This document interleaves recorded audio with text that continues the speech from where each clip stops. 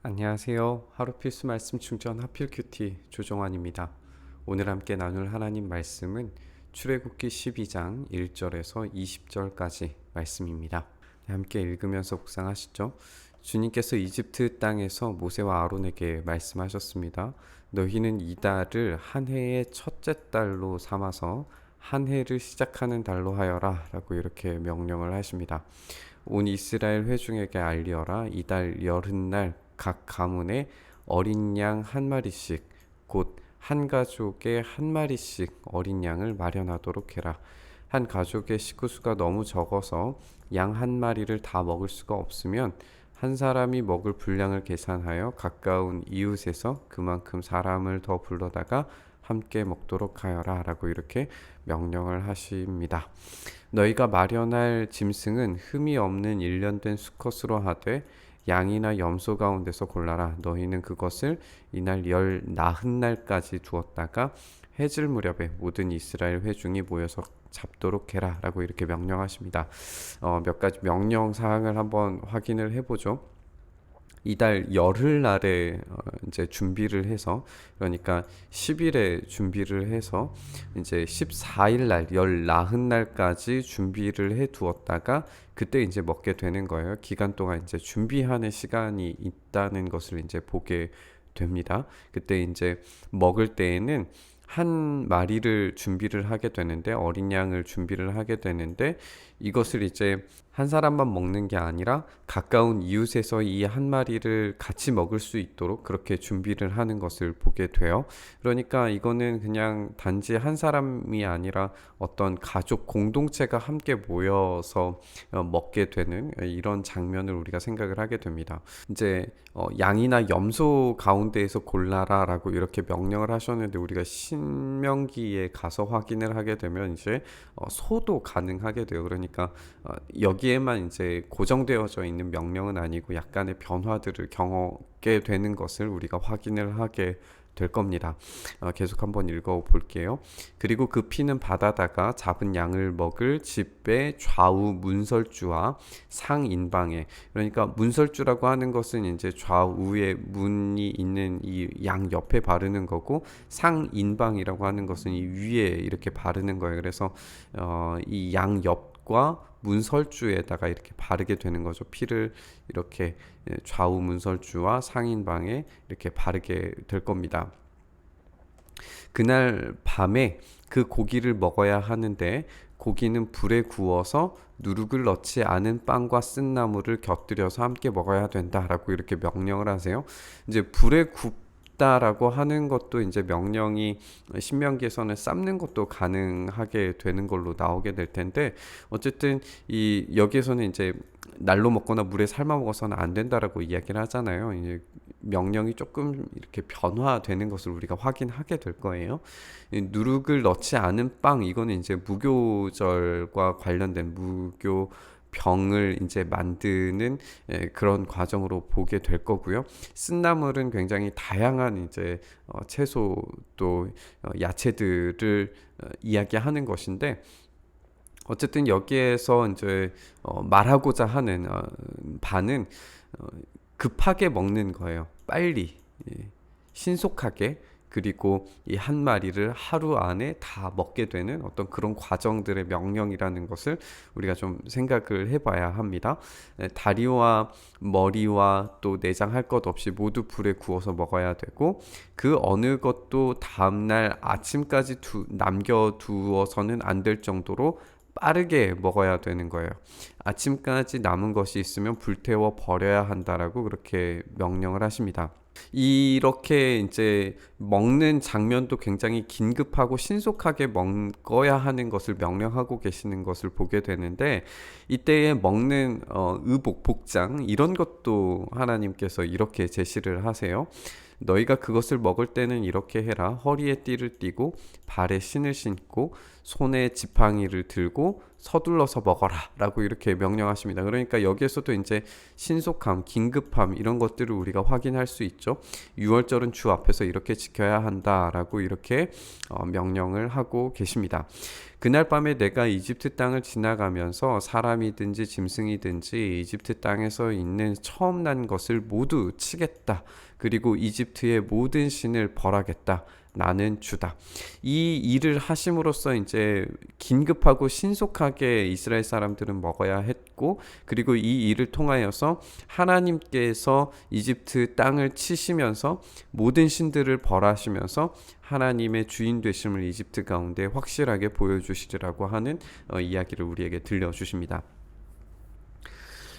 여기에서 한 가지만 더 생각해 볼 건 이 서둘러서 먹어라 라고 하는 이 표현이 이제 달리 해석될 이제 여지가 있는데, 그건 뭐냐면 두려워하면서라고 그렇게 해석할 수 있는 거예요.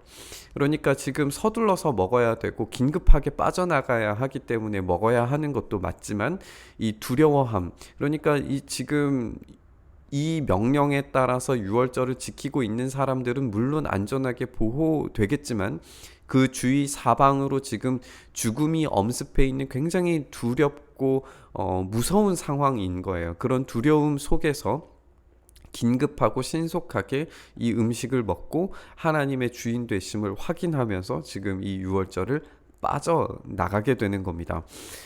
계속 좀 읽어보면요.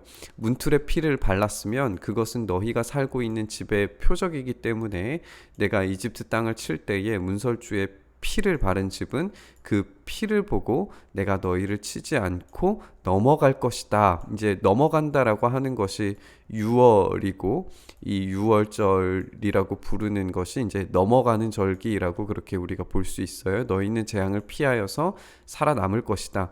이 날은 너희가 기념해야 될 날이기 때문에 너희는 이 날을 주 앞에서 지키는 절기로 삼아서 영원한 규례로 대대로 지켜야 한다라고 이렇게 명령을 하고 계십니다. 이제 넘어간다라고 하는 것을 우리가 생각을 해보면 하나님께서 미리 이스라엘과 그리고 이집트를 분리시키는 것을 우리가 확인을 했었어요. 그런데 하나님께서 이 이스라엘과 이집트를 분리시키셨었으면 피를 굳이 안 발라도 될 텐데 왜 피를 바르라고 했을까? 그것은 분명한 의도가 순종과 불순종을 여기서 보여주고 있는 것처럼 보여요. 우리가 우박 사건에서도 이제 보게 되지만 하나님께서 이방 사람들, 이집트 사람이라 할지라도 순종한 사람들에게서는 그 재앙을 피해갈 수 있는 길들을 여셨는데, 이 불순종하는 사람은 누구든지 이제 불순종을 심판을 경험할 수밖에 없었던 거죠. 그러니까 이 문틀에 피를 바르고 하나님께서 넘어가시겠다라고 하는 이 약속을 받은 이스라엘 백성들, 그리고 이 주변에 있었던 이집트 사람들이 그것을 따라해서 했을 때에 넘어가게 되는 어떤 그런 것들을 우리가 확인을 하게 될 겁니다. 그러니까 이런 사건들은 분명하고 철저하게 이스라엘과 이집트를 분리시킨과 동시에 순종하는 사람과 불순종하는 사람도 분리시키게 된다는 것을 우리가 확인하게 됩니다. 그러니까 피 자체가 어떤 효력 있는 어떤 부적과 같은 것이 아니라 순종의 태도를 보여주는 것이었음을 우리가 확인을 해보게 됩니다. 무교절에 대한 이야기를 하나님께서 하세요. 너희는 이레 동안 누룩을 넣지 않고 만든 빵을 먹어야 된다라고 이렇게 말씀하세요. 그 첫날에 너희는 집에서 누룩을 말끔하게 치워라. 이것은 이제 누룩이 나도 모르게 이제 들어갈 경우가 생기기 때문에 이 말끔히 치우는 것이 필요했던 거죠. 첫날부터 이튿날까지 누룩 넣은 빵을 먹은 사람은 누구든지 이스라엘에서 끊어질 거다. 너희는 첫날에 거룩한 모임을 열고 이튿날에도 거룩한 모임을 열어라 라고 이렇게 명령을 하십니다. 이 두 날에는 너희가 각자 먹을 것을 장만하는 일이 아니면 어떤 일도 해서는 안 된다. 그러니까 마치 안식일의 확장처럼 우리가 느껴집니다. 너희는 무교절을 지켜야 한다. 바로 이 날에 내가 이집트 땅에서 너희 온 이스라엘 지파를 이끌어냈기 때문이다. 너희는 이 날을 영원한 규례로 삼아서 대대로 지켜야 한다. 그러니까 안식일도 마찬가지고 우리 지금 이 무교절도 마찬가지고 이 아무것도 해서는 안 된다라고 하는 것이 단지 일을 하지 않는 상태를 말하려고 하는 것이 아니라 하나님께서 이 날 가운데에서 이집트 땅에서 너희 온 이스라엘 지파를 이끌어낸 사건을 기억하는 의미에서 하나님을 기억하는 것, 그리고 그런 자유를 주신 하나님 안에서 머무는 삶에 대해서 이 일주일을 온전히 이제 헌신하는 그런 의미로 우리가 한번 생각을 해봤으면 좋겠습니다. 너희는 첫째 달 19날부터 그 달 21날 저녁까지 누룩을 넣지 않은 빵을 먹어야 한다. 그러니까 이제 유대력으로는 3월이 이제 첫째 달이 되게 될 텐데, 이 첫째 달 10일 날 이 유월절 어린 양을 준비를 해서 19날까지 이제 준비를 해 두었다가 이 19날에 이제 그 양을 하루 만에 급하게 무교병과 쓴나물과 함께 그렇게 유월절을 보내게 되고, 이 19날부터 21날까지 그러니까 일주일 동안 7일을 온전히 누룩을 넣지 않는 빵을 먹어야 한다라고 이렇게 말씀하시는 것을 우리가 보게 돼요. 이 규정도 이제 우리가 역대기 읽어서 알지만 이 규정을 제대로 지키지 않아서, 그리고 또 먼 타국에서 유월절을 지키러 온 사람들 때문에 이것을 2주 동안 지냈던 경우도 있었고, 뭐 이런 경험들이 있기 때문에 이것이 이제 영원한 규례로 지켜야 한다라고 하는 게 어떤 제한적이고 한정적인 상황 가운데에서 지켜야 하는 것이라는 것을 한번 다시 기억해 보셨으면 좋겠습니다. 어쨌든 이 첫째 달에 19날부터 21날까지 지켜지는 이 일주일의 이 시간을 우리가 유월절과 무교절로 지키고 있는 것을 우리가 보게 됩니다. 이 일해 동안에는 너희 집안에 누룩이 있어서는 안 된다라고 명령하시고, 누룩 든 빵을 먹는 사람은 누구든지 외국인이든지 본국인이든지 이스라엘 회중에서 끊어진다라고 이렇게 말씀하시고요. 누룩을 넣는 것은 아무것도 먹지 말아라. 너희가 어디에 살든지 이 기간 동안에는 누룩을 넣지 않은 빵을 먹어야 한다라고 이렇게 명령하고 계십니다. 네, 우리가 이렇게 유월절과 무교절에 대한 규정들을 확인하고 우리가 이렇게 읽어봤습니다. 규정들을 읽는 것은 사실상 지금 신약을 살아가는 우리들에게 얼마나 큰 의미가 될지, 이제 신학적인 또 신약에서의 이 사건들을 연결시키는 어떤 그런 과정 가운데에서 너무나 멀리 이제 해석하게 되는 그런 오류를 범하기가 쉬운데, 우리가 그런 오류들을 좀 내려놓고 그냥 간단하게 이 장면들만을 한번 생각을 해보면, 하나님께서 이 출애굽하는 시점을 지금 새롭게 정의하시고 새로운 안식을 제공하시는 어떤 이런 규정들을 보게 되는 것 같아요. 다시 말하면 하나님께서 지금 이 날을 해의 첫째 달로 만드시고, 그리고 이 10일이 지나고 난 이후부터 이제 유월절을 준비하는 3일의 기간, 그리고 새로운 날이 시작되는 재앙 속에서, 두려움 속에서 그럼에도 불구하고 출애굽하게 만드시는, 또 새롭게 재창조하시는 하나님의 역사를 경험하는 그 일주일을 지금 만들고 계신단 말이에요. 그것이 마치 이 암흑 가운데에서 새롭게 창조하시는 새로운 날을 만들어 가시는 새로운 창조의 역사를 기억하고 기념하는 그런 장면으로 유월절과 이 무교절을 생각을 해보게 됩니다. 그러니까 하나님께서 이 새로운 날들을 만들어 가시고 새로운 일주일을 재창조하시는 어떤 사건으로서 이 출애굽과 이 유월절, 무교절을 생각을 해봤으면 좋겠어요. 그리고 또 한 가지는 이것을 긴급하게 신속하게 먹는 상황과, 그리고 오랜 여정을 떠나야 하는 나그네로서의 삶을 한번 생각을 해봤으면 좋겠어요. 이제 이스라엘 백성들의 정체성은 나그네입니다. 그러니까 약속의 땅으로 가기 전까지는 나그네의 삶을 살 수밖에 없어요. 그렇기 때문에 유교병을 이제 누룩이 있는 빵을 먹게 되면 쉽게 상하게 되고 또 여행에 적합하지 않은 빵이 됩니다.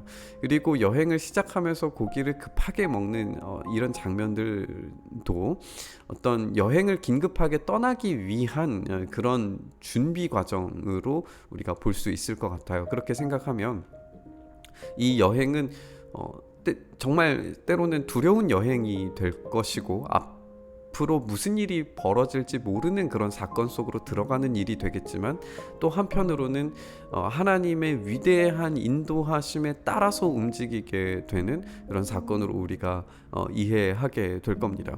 우리가 그렇게 나그네로서의 정체성을 가진 이스라엘 백성들이 이 한 해를 시작하는 어떤 그런 과정을 우리가 확인을 하면서 이 하나님의 인도하심을 따라 어디든지 따라가기를 준비하면서 이 두려움 가운데에서도 하나님의 명령에 순종하여서 하나님께서 지키시고 보호하시는 놀라운 은혜를 경험하는 이스라엘 백성들을 우리가 보게 되는 것 같습니다.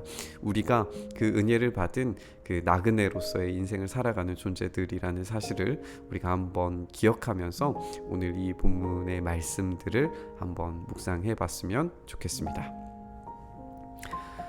주님, 우리가 나그네로서의 인생을 주님께서 부르셨사오니 우리가 두렵지만 어디든지 주님께서 인도하시는 대로 따라갈 수 있는 그 순종의 마음들을 우리가 가질 수 있게 하여 주시옵소서. 주님, 우리에게 새 날을 허락하셔서 새로운 창조의 역사를 우리 가운데 주셔서 예수 그리스도의 그 부활의 역사가 마침내 우리의 삶 가운데 새로운 창조의 역사가 된 것처럼 우리의 삶이 그렇게 하나님께서 원하시는 재창조의 삶, 새로운 창조의 삶을 온전히 살아낼 수 있도록 역사하여 주시옵소서. 그렇게 우리 삶을 붙드시고 인도하여 주시기를 간절히 소망하오며 우리 구주 예수 그리스도의 이름으로 기도드리옵나이다. 아멘. 오늘 부딪힌 말씀 가지고 함께 기도의 자리로 나아가시죠.